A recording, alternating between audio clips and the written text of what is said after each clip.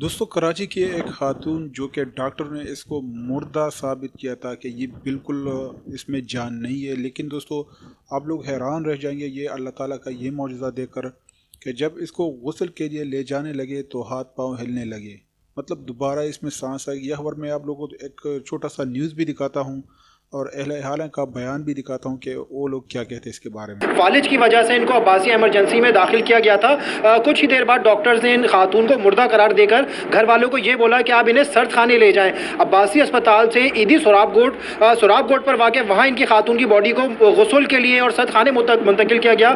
وہاں جا کے پتہ چلے خاتون ڈیتھ نہیں ہے بلکہ زندہ ہے، ڈیتھ ہو چکی۔ انہوں نے ڈیتھ سرٹیفکیٹ بھی بنایا تھا۔ ہم وہاں لے کے گئے سرد خانے میں 20 منٹ تک میت رکھی رہی۔ اس کے بعد مریض کے ہاتھ پاؤں ہلنے لگے۔ انہیں جب غسل کے لیے لے کے جا رہے تھے جی، تو ہم نے دیکھا تو ان کا سانس تھا، پھر ہم دوبارہ یہاں پر لے کر آئے تو انہوں نے کہا کہ یہ ایک معجزہ ہے۔ کیا انہوں نے چیک کیا تھا، انہوں نے کہا کہ یہ